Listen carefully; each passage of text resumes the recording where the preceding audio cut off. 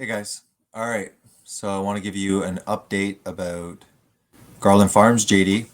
He will be having a debate again on the Crucible channel, just like the previous one. This time he's going to be tag teamed against these guys. Present it for you guys.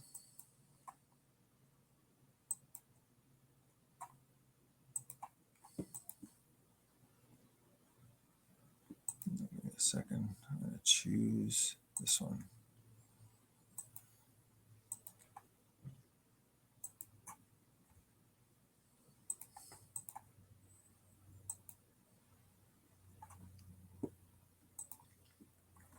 All right. Hide this guy. All right. So the first person that will be debating the 25th at 9 p.m. Eastern on the Crucible. So Vegan Gaze. She has about 7,500. Let's check out how long she's been making content. Oh boy, probably a lot.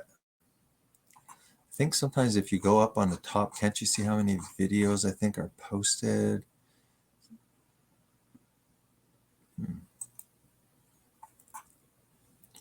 Joined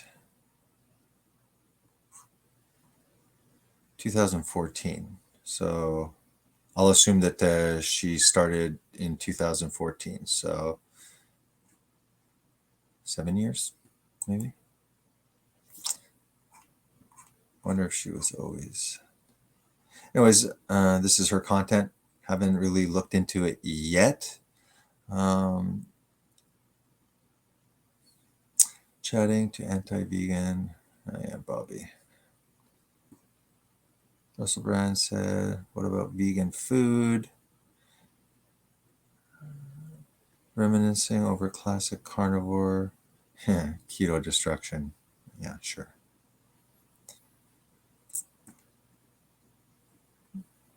Tristan knows his diet.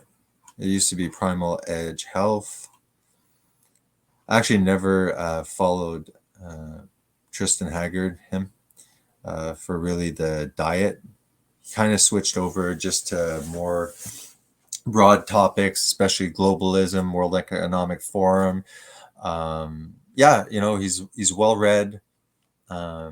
He's a Christian. I liked him. I enjoyed his content. So this is the first one, Vegan Gaze.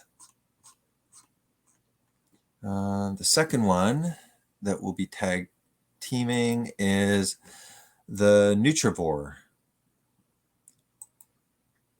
Let's check out nutrition science. All right, so 7 Nutrivore. So is he a vegan? Vegan ethics, anti-vegan, responding again. So I have no idea who these people are. Probably going to watch some of the content, just get an idea. Typical debates. Nah, senior science cannot establish his mode. Vegetable oils. The anti-seed oil clowns. What are you talking about? You're saying that seed oils is healthy? I got to see this one. So yes, open shut case in humans, decades of evidence, FDA approved product.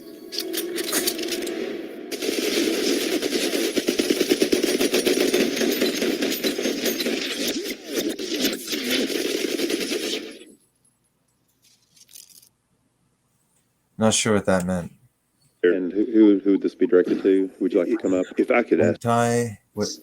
So yes, open shut case. An anti-seed oil clowns. It's not really clear what he's trying to point out. I guess people that are against seed oil are clowns. I hope I'm misinterpreting that.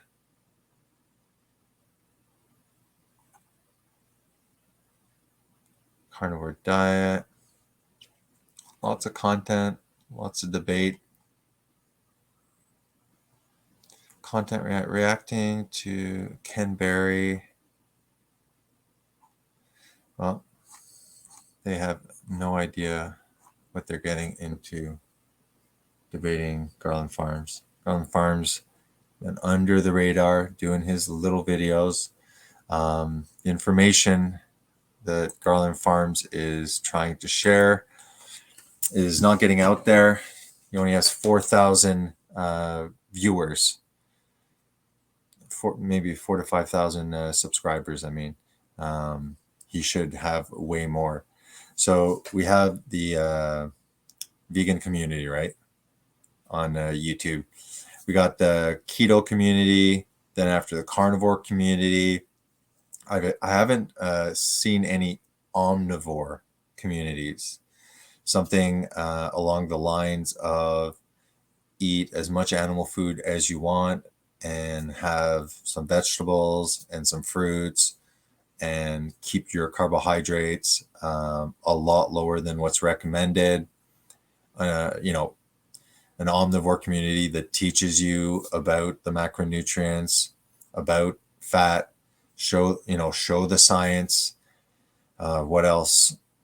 Yeah, an omnivore community that understands how to use carbohydrates depending on activity levels, glycogen storage, just a well-balanced omnivorous diet, but an omnivorous diet that is more animal-based, where a large portion of your food is animal-based and you have a side dish of vegetables instead of almost all vegetables with a little bit amount of animal food at best. So we should develop a omnivore community that is not extreme, that pushes that agenda. I think that that is deeply needed. So any of my viewers, if you're learning a lot from me, if you're learning a lot more from JD, then and you're a content maker, start putting out the content. People that are interested, let's form networks. The simple, repetitive lies that are said in the vegan community are very effective. Hitler says as a weapon, said, if you want somebody to believe a lie, just keep on repeating it. Keep it simple and keep on repeating it. And, these things about climate, about cows destroying the climate, it's everywhere. So you got the vegans that are lying about it.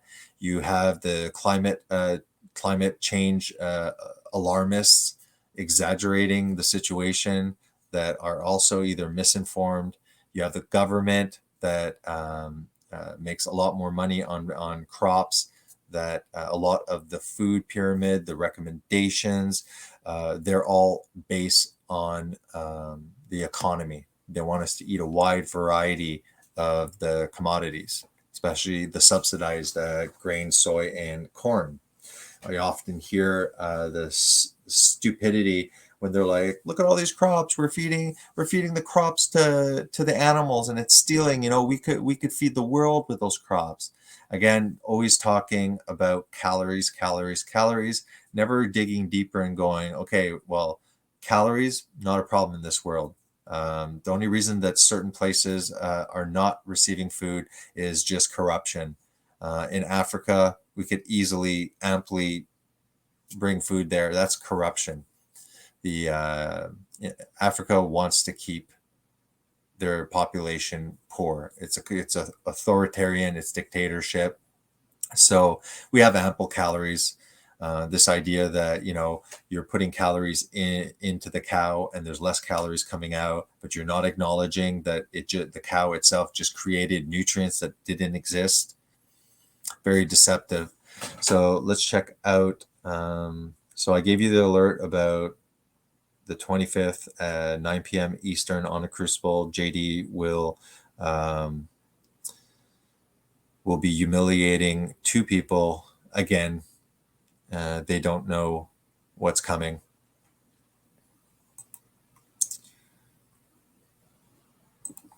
Let me share screen again.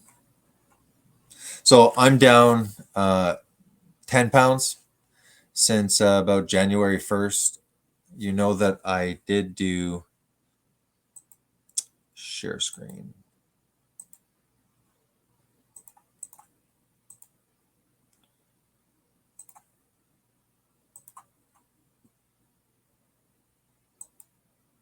Yeah, you know that I did do not long ago, well, maybe 8 months or so already. Goes fast. Where is that 13 pounds of weight loss? Yeah.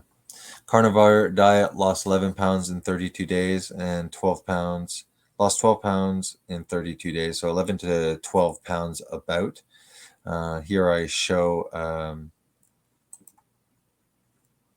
think I show the Fitbit. Sugar in 5 to 6 liters of blood. That's how much. You can really tell actually in my face. You can tell like when I'm putting on 10 pounds or 15 and losing, I get really cheeky.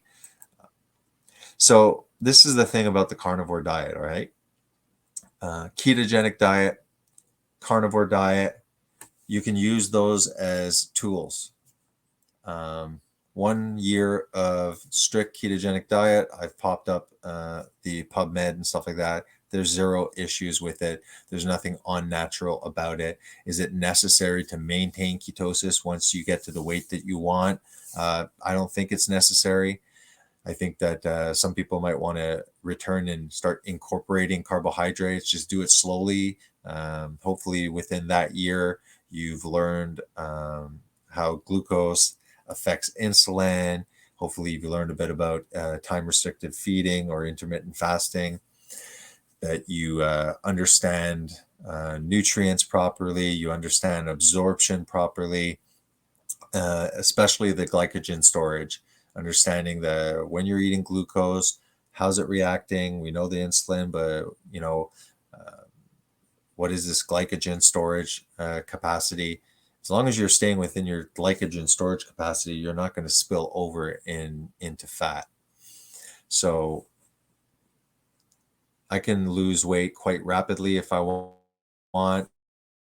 I'm taking it a little bit more chill. What I'm doing is I didn't lose weight as fast this time because I'm actually kind of doing, the a higher fat, and that was not by choice. I was just eating a lot of cheese. I've been having financial issues, major financial issues. It's making it a little harder to eat appropriately. So that's why I had let myself go for 8 months, and I had went from 180 to 198. And as I told you, you can lose that immediately, and then you can mix things up, But overall, and I think JD would agree, is it's still relatively a low carbohydrate diet. So you don't need to refill your glycogen stores and then eat another meal without having exerted yourself and emptying the glycogen. Eventually, it's going to spill over into fat. Carbohydrates also have an influence on your hunger signals, much different with protein and fat.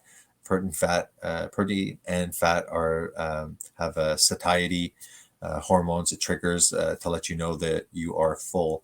Carbohydrates are not made to do that. So your hunger level definitely goes much higher. So let's look at the article that I just read. This is the typical article, the misinformation that's repeated that the public are really buying into. I mean, it sounds real too. So here's an example, One Green Planet. So the future of our food is not looking so hot thanks to the prevalence of monoculture agriculture. Perfect. I agree. Monoculture agriculture, very destructive, especially the way it's set up now. What is monoculture, you ask? Simply put, a monoculture is a single crop repeatedly grown on the same land. Major crops that are grown as a monoculture are usually grain. So you got the corn, wheat, or rice, forage, alfalfa, clover, fiber, cotton. The combined cropland in the United States covers a whopping 253.7 million acres. These crops are called commodity crops because while they might seem like their usage is pretty straightforward, they are not used in a number of goods and products. They are used, sorry, in a number of goods and products. How many times do you read soy, corn, wheat when walking through a grocery store? To ensure the optimal yields of these crops, companies have manufactured special strains, Monsanto, Bayer Monsanto, Roundup, glyphosate or glyphosate. I always get that wrong. Anyways, it's Roundup. It's carcinogenic. Special strains of these crops and special fertilizers and pesticides. Due to the technological advances from perfecting monocultures, crops are able to grow in scenarios where they naturally would have struggled. But theoretically, shouldn't more crops mean more food for everyone? So far, I'm like, okay, man, like, this article is pretty, I'm glad that they're talking about monocrops, this isn't just like happy, healthy, plants that are growing and stuff like that. It's unnatural and it's very destructive to the soil. So I was like, okay, this is good so far. What's the big problem with monocultures? Let's explore why all should be concerned about this practice. Where are these grains going? You'll notice how some food staples are on the list: corn, soybean, wheat, and rice. These crops are not mostly going into human stomachs, though. Instead, the majority of these grains are used to feed the huge amount of livestock being raised. For example, only 12% of the corn grown in the United States is used to feed people. You read that correctly? Only 12%! The demand for meat is so intense that it has been a driving factor to use monocrops so enough feed could be produced for livestock. In fact, at least 40% of the world's grain goes towards livestock. More specifically, nearly 47% of soybeans and 60% of corn grown in the United States go to the bellies of livestock instead of hungry people in the United States and around the world. As a result of this practice, these grain food sources are at risk and the environment is suffering as well. All right, so we're going to demonize the animal food. The meat's gonna cause, rectum cancer. You eat any fat, even though like prior to seed oils, you needed fat. It was the only source of fat really was mostly animals. That's where all the fat soluble vitamins were. So again, this is exactly what the vegans touted in the debate, Jeffrey and Ali, and this is exactly what climate activists are also saying. This is a damn lie and deception. This is, now that we know truly how soy and how corn is managed, let's look at the deception again. I'm not going to go through this, but how has the demand for soy changed over time? We see that from 1961 to 2020, we went from about 25 million tons to 350 million tons in the world, right? That's a lot, isn't it?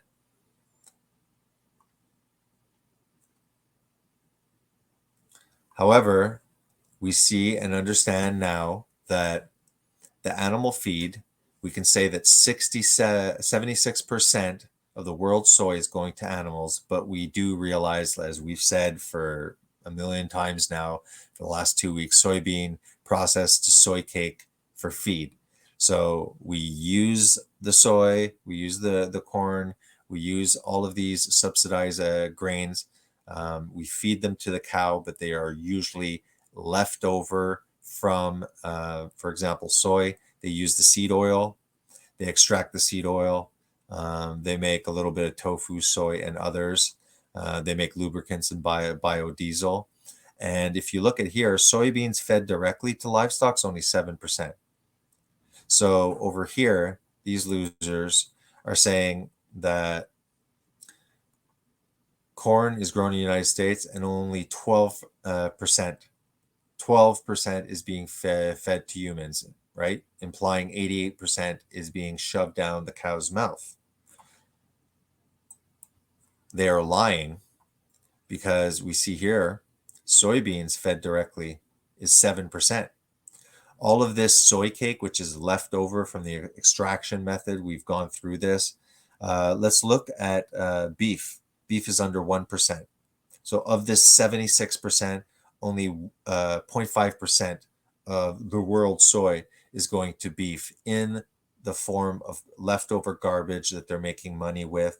Again, talking about this argument here, it's like they're not supposed to. Stop making the soy fields, start planting cows in those fields, and you'll be fine. By the way, they don't need any corn soy. It makes them sick, actually. So this is a perfect example of the pecan. 40% of the world's grain goes directly to livestock, right? More specifically, nearly 40% of soybeans and 60% of corn grown in the United States. Do you see the lie? If not, look at like the past like friggin' 8 videos of mine going over and over. But the public's going to read this and they will repeat it themselves. It's a self-perpetuating lie. So why are these food sources at risk in addition to the harm of being done to the animals? It's all the animals' fault, right? Well, to start, when one crop is planted repeatedly on the same land, certain nutrients become depleted from the soil due to the crop's specific nutrient demands. Here they don't talk about, they talk about soil depletion from the monocrops. Yeah, okay, I agree. So why don't you manage the soil with ruminant animals? Why don't you rotate crops instead of, rotating corn, soy, because one of them fixes nitrogen into the soil. That's your fertilizer, crop rotation. In order to continue planting a single crop on the same land, these nutrients must be replaced some way, which created the need to apply various chemical fertilizers. Yeah, not going to put manure, right? We're going to let the animal food farmers just have to figure out a way of storing the crap and urine, and that becomes environmentally an issue. But that's because, again, you've taken the cow out of the ecological cycle between the soil, cow, and the natural gas, methane, the stuff that we're trying to get rid of, the natural gas. And there's plenty of creative processes that can trap the ammonia, trap methane emissions, and use that as energy. Soil that is nutrient deficient can be dry and susceptible to erosion. In turn, runoff pollution is very prevalent in waterways near monoculture crops. Exactly. Runoff pollution is because the soil is dying. Remember all the herbicides and pesticides we need to protect these monocultures? Well, they go wherever the runoff water goes. Not only do the chemicals kill the aquatic life in the water system, poor fish, but also can harm the other wildlife. This is true here. But they're saying, like, look, all of these crops are destroying the world. So it's like, yeah, you know what? We're going to use those crops for all the soybean. Humans are going to consume the most. We're going to give these poor, ruminant animals the garbage that they shouldn't be eating. And then after, we're going to blame all of these crops on the animals. There is a social engineering technique that can be used, and it's basically what Hitler did to the Jews. Blame the Jews for everything. When you want to dehumanize a population, you blame them for everything. Same thing that's happening. You have the woke leftist Democrats that are in charge, that demonize Republicans for everything. It works. All right. So I'm not a farmer, so what can I do? The answer is plenty. Spreading awareness and following these steps. Eat less meat. Just eat less meat so the demand for grain crops for feed will decrease and the need for monoculture will decrease as well. No, you guys will still be sucking down the stupid seed oil. Purchase locally grown produce instead of crops from companies like Monsanto. I agree. Heck, forget buying produce, grow your own right in your backyard. Lawns offer little benefit to the environment. I have nothing against backyard gardens. At least this climate person is talking about Monsanto. But again, download Food Monster, the largest plant-based recipe app on the App Store to help reduce your environmental footprint, save animals, and get healthy. You can also buy a hard or soft copy of our favorite vegan cookbooks. So we see the same lie that was repeated by Jeffrey and Ali. All right. See this? Soy, direct animal feed. See this? See this crap? That's processed animal feed, biofuel, and vegetable oil. Stop blaming the frickin' animals, okay? You lying idiots.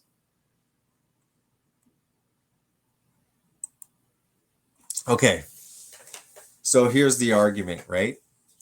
If we stop feeding these animals soy, corn, and wheat, then we'll be able to feed the world. Again, they forget that we don't survive only on calories. There's nutrients, right? We have A's. We have a complex B's, multiple B's. Vitamin C, by the way, you can get that from liver, just saying. D, right? Vitamin D, E, K. Then you have essential fatty acids, omega-3 and omega-6. You need protein. So, soybeans. What if we just remove it and then we can have all the soybeans for the humans, we can have all the wheat and all the corn for the humans, right? Let's look. Let's say I'm eating some soy products. No vitamin D. Calcium is in the form of calcium oxalate. Iron is in the form of non-heme iron. Potassium. Vitamin A is absent. Vitamin C. Okay, I acknowledge that. Vitamin A, even if there was some, it would not be retinol. It would be beta carotene. You've heard over and over that the conversion rate is anywhere from 5 to 65%. Retinol is 75 to 100%, right? 75 if you have gut issues. Then after, since this is pretty much devoid of any amounts of nutrients, maybe the wheat will complement it. Maybe I add some soy and then I add some wheat. No D, calcium oxalate, non-heme iron, potassium, no A, no C. We've gotten no nutrients basically, right? Maybe we'll find it in corn. No D, calcium oxalate, iron in a non-heme fashion, potassium, vitamin A in the form of beta carotene and vitamin C.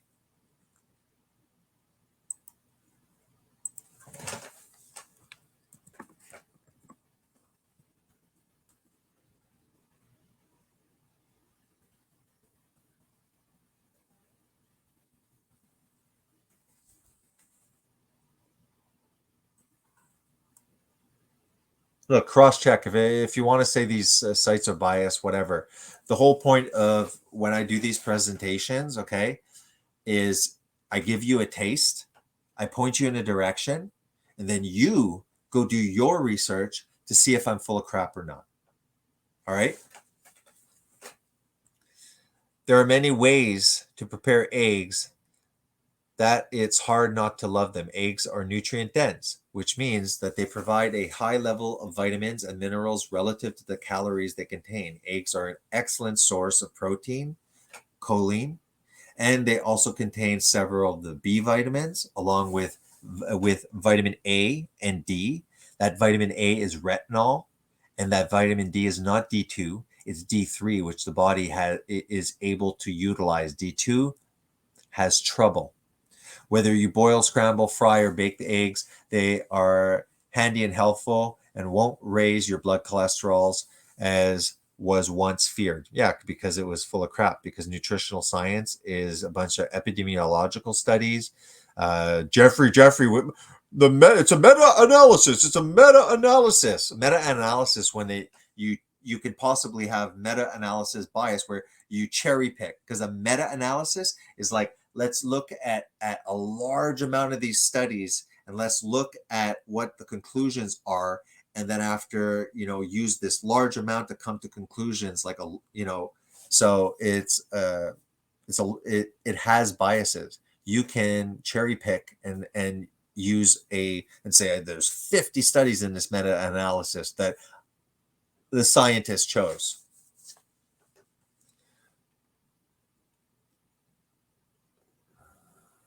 All right. There are 5 grams of fat per large egg, and 1.6 grams is saturated fat, and the rest is polyunsaturated and monounsaturated. Pairing eggs with fat, like frying them in butter, don't do the oil, will add fat and calories to your meal. Most of the fat in the egg is contained in the yolk, and the yolk provides about 55 calories worth of fat and protein. Eggs are a good source of high-quality protein. Most of it is in the egg whites. I hope that they mention where the vitamins and nutrients, they're in the egg yolk. Those fat soluble vitamins, they're found in fat.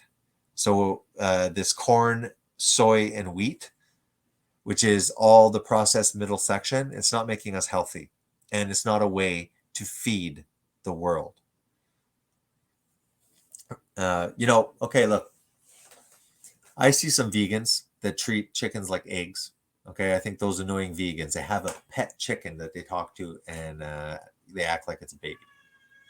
So they have a chicken. That chicken plops eggs out, and they refeed the eggs to the chickens. So are they abusing that chicken, acting like it's a pet? Because the chicken's going to pop those eggs out either way. So at the very least, vegans, okay, can create, they can have chickens in their own backyard, at least eat eggs.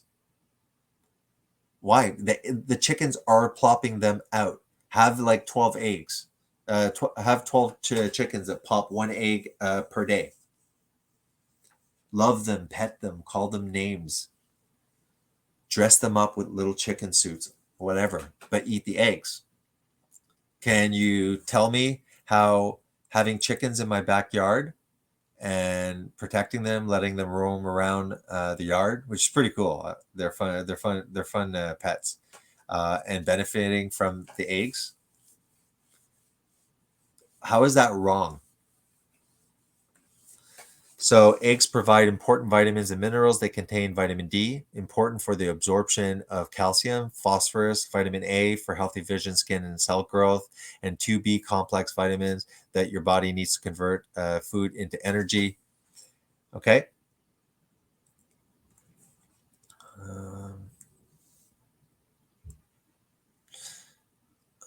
While eggs do contain saturated fat, they also provide both polyunsaturated fat and monounsaturated fat, which are considered good fats. Ooh, wow, that's right. You want to demonize the saturated fat? Well, there's still the polyunsaturated essential fatty acids, omega-6 and 3, monosaturated fats. A lot of people don't even know. They just call it like saturated fat. They don't know that there's full of different kinds within the saturated fat category that have a lot of great benefits. Try to look it up, saturated fat, the various different kinds and the effects that they have in the body. And then ask the next stupid, ignorant vegan, okay, that talks about saturated fat, ask them, how many kinds of saturated fat are they? Because if they're making these claims, these nutritional claims, you better make sure by asking questions. Ask them, oh, the vitamin D, what form is it? Oh, vitamin A, what form is that? Do you know conversion rates?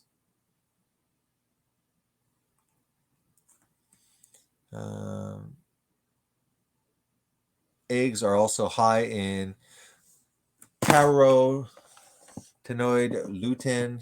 Not trying to pronounce the other one. Helps protect our eyes from macular degeneration. Choline, of which eggs are an excellent source, helps boost cognitive dissonance. I was about to say. Okay, so there's a reason why things used to be called table cream. Why people used to brand it breakfast, bacon and eggs for breakfast, right? Because those were healthy. Okay, our grandparents, our great grandparents had no morbid obesity. The population was actually relatively healthy roughly a century ago. Things went south when they started adding the seed oils to make profit, and we started consuming those industrialized solvent extracted seed oils. Smoking also started to increase. You had those ads with doctor's choice of brands saying it was healthy, helped open up the lungs.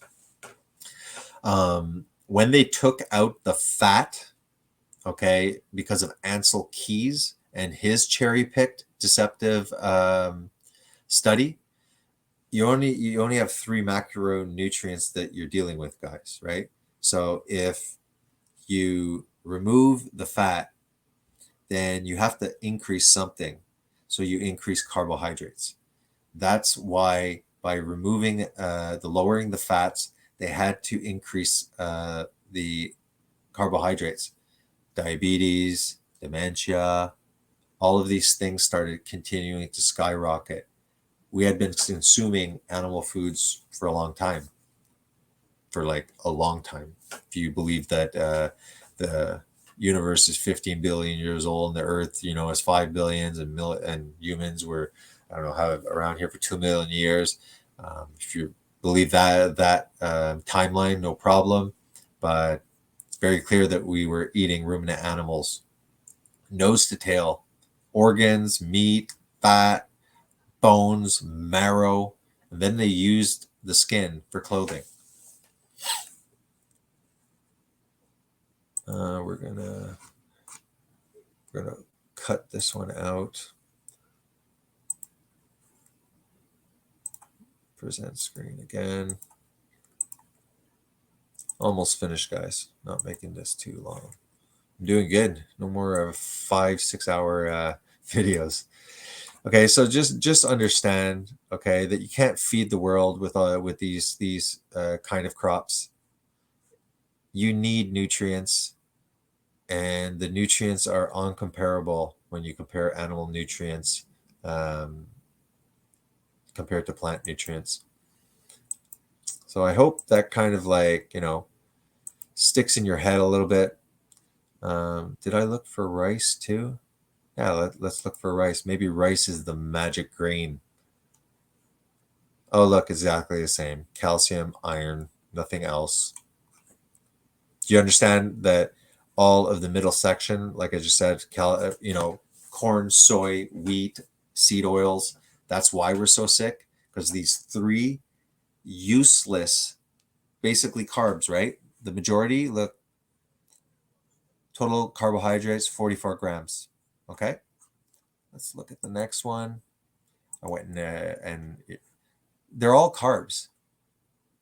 Hardly no fat, protein, incomplete proteins most of the time, missing some of the essential amino acids. So you're just eating energy. You're eating calories. Truly, that's why they only talk about calories.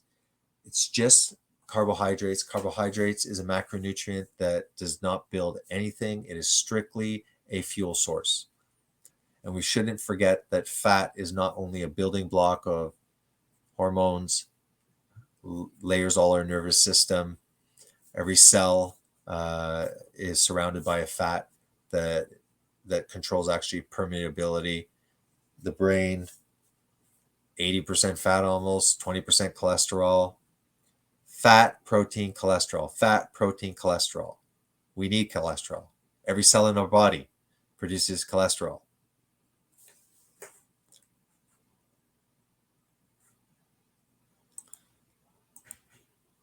We need nutrients, guys. Nutrients in a absorbable fashion. So vegan gaze will be the first victim of JD. Sorry, that's a lie. Third victim. I guess Ali's the first because Jeffrey didn't really do anything.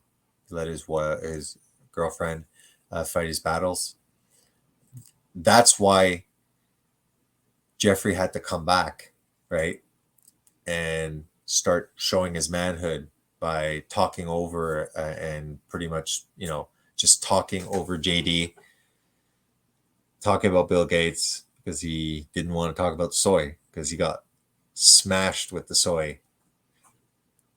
So Ali was the first victim, Jeffrey was the second, and vegan gaze as well as Nutrivore are going to be 2, 3, and 4.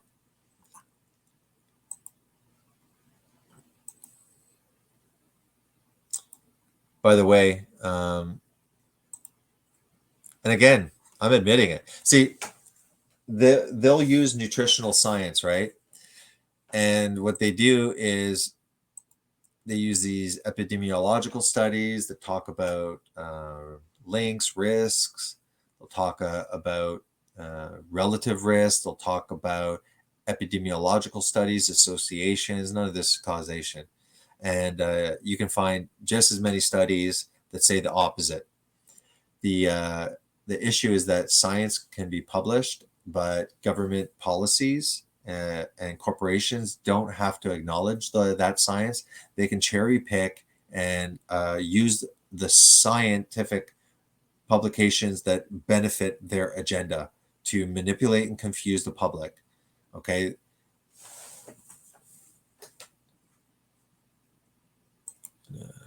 Bye-bye, vegan gaze, Nutrivore.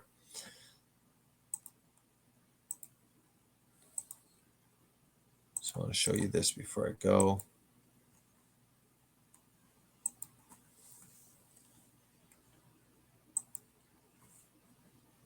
I really like Healthline. Okay. Anytime you're reading something, at least wait till you see things where you can press for links. Okay. If people are making claims and there's no links, there's no citations at the end, take it with a grain of salt. Another thing that's demonized that we need. Scrolling to the bottom because I would like to. Man, this thing is freaking long. It's like a never-ending article. It's very complete, right? Geez, what a long article.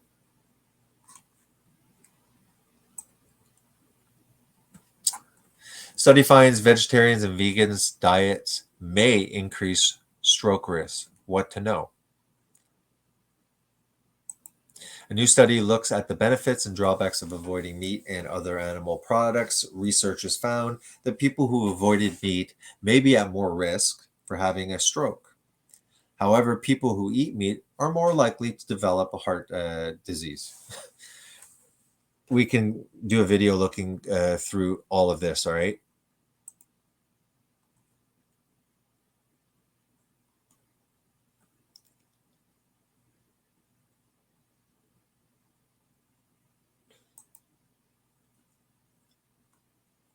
New study suggests, I hate these things where you click and it's like, yeah, you got to pay. Reports of vegetarian and vegans at higher risk of stroke. Again, these are epidemiological studies. Here's an interesting one that I'd like to share. And I went through this before. Check out this scientific publication. published in the Progress in Cardiovascular Disease Debunking the Vegan Myth, the case for a plant-forward omnivorous whole food diet. So what they're saying is a diet with plenty of vegetables and fruits, however, also modest amounts of meat is pretty much the ideal. That the veganism is a myth.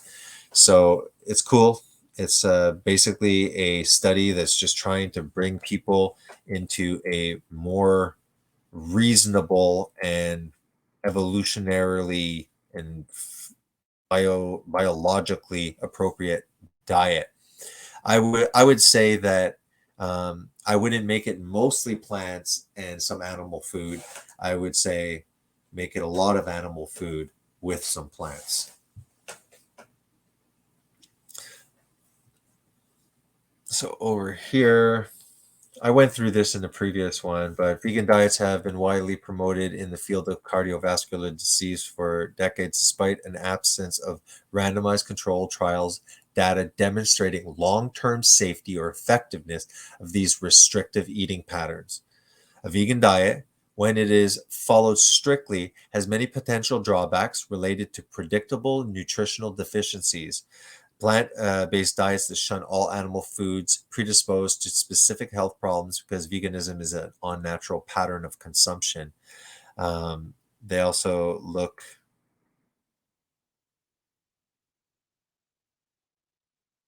This is another big one that they use. The American College of Cardiology, American Heart Association, they said in 2019 guidelines on the primary prevention of cardiovascular disease, they did endorse a plant-based diet.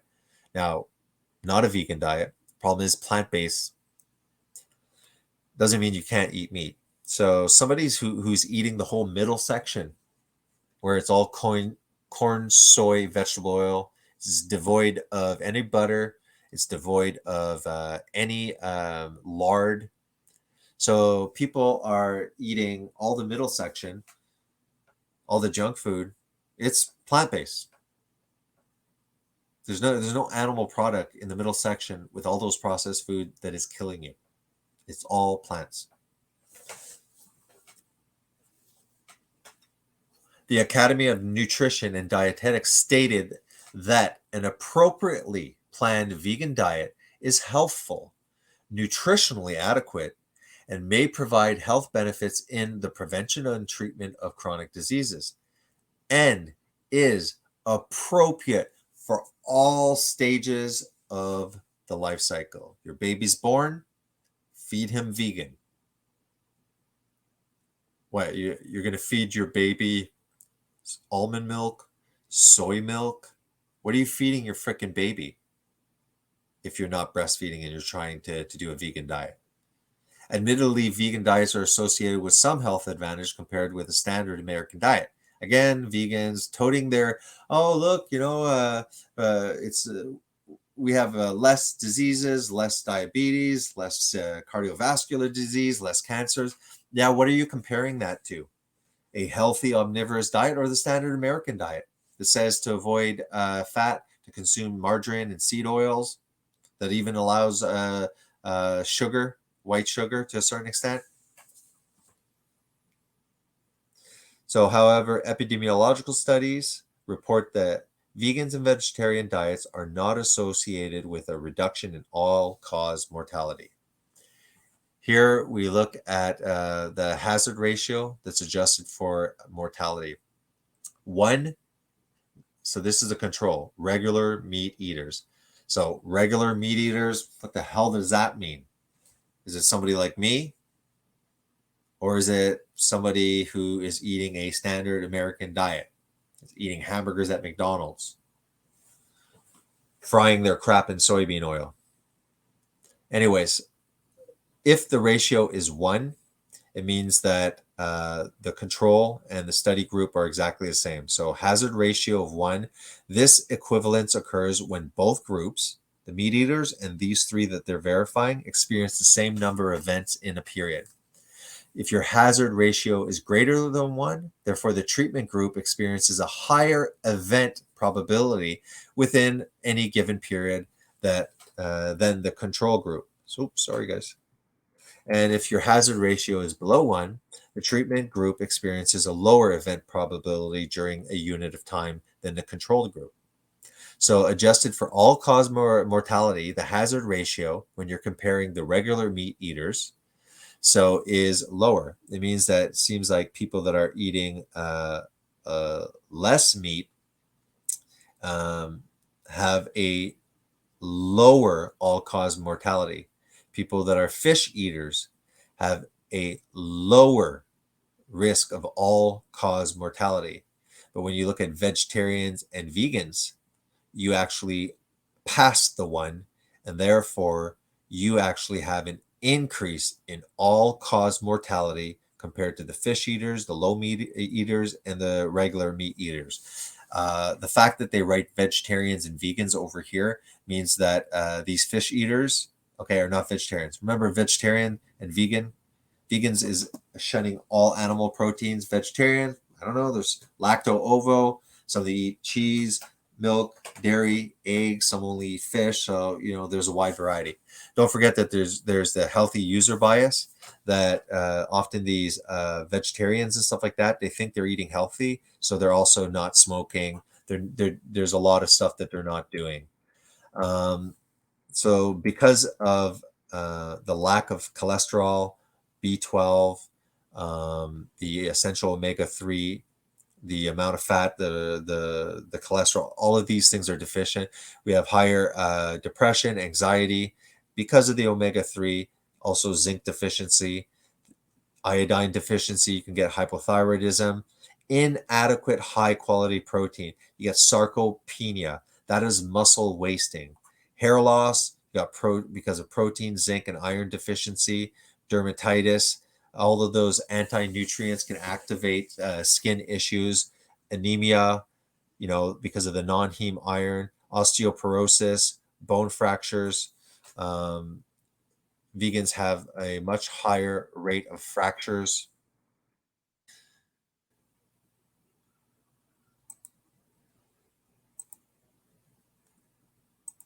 Make it bigger. This again is the hazard ratio. So if you look at here, if it goes this way, there's less fractures. And if you go that way, there's more fractures. So again, the meat eaters are the control group, and here's the experimental group. So when people were eating fish, there was a ratio of 0.95, which would mean that the fish eaters compared to the meat eaters have a 5% 5% less risk of getting fractures. When you look at the vegetarians that have a ratio of 1.09, that means that compared to meat eaters, vegetarians have a 9% increased risk of fractures. When you look at vegans, the ratio is 1.43. So we can say that vegans are 43% more at risk of fractures.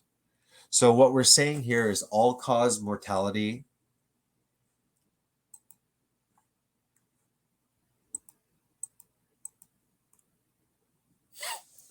give me a second, guys.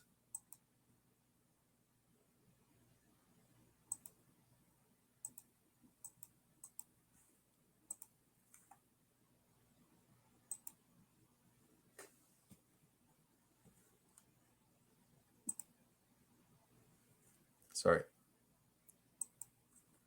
Thought I had freaking lost the stream. So if you look into it, not just one source to pick out, really, research.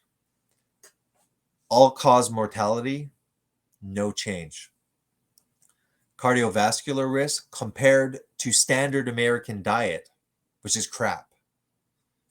Vegans have less heart attacks. Compared to standard, vegans strokes.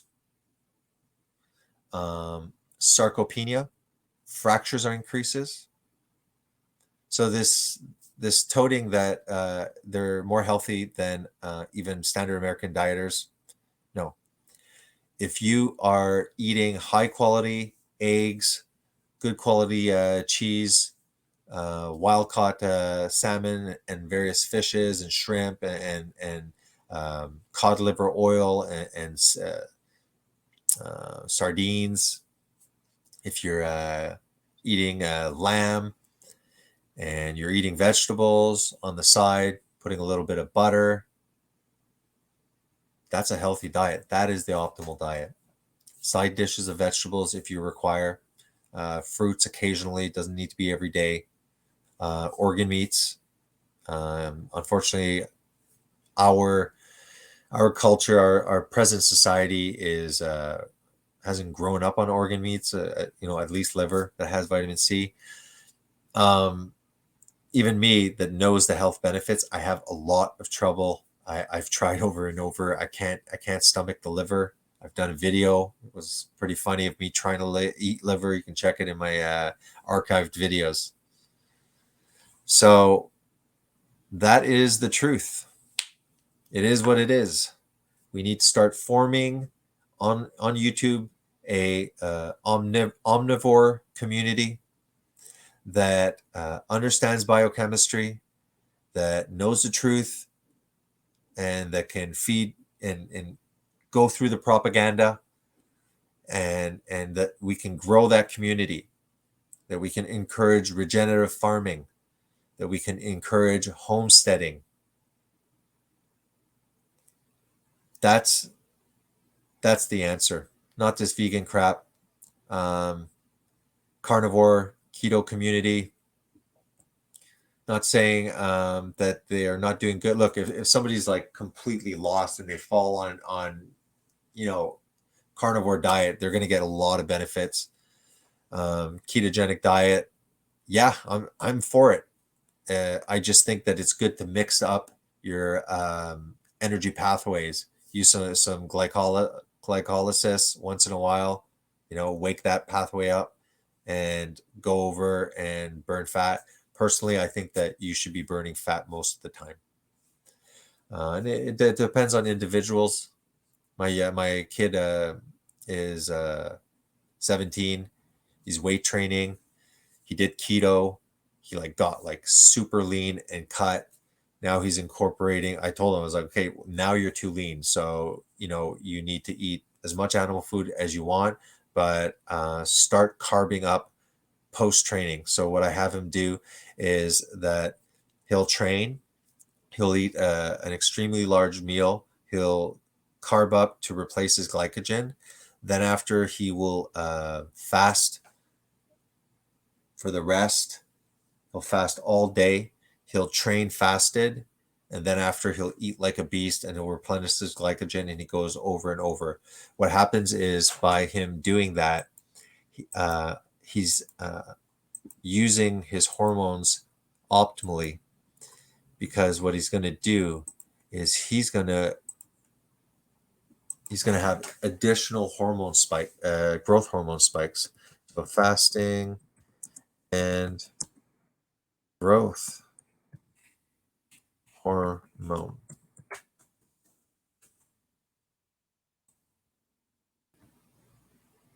Go check out this study. Always use this one.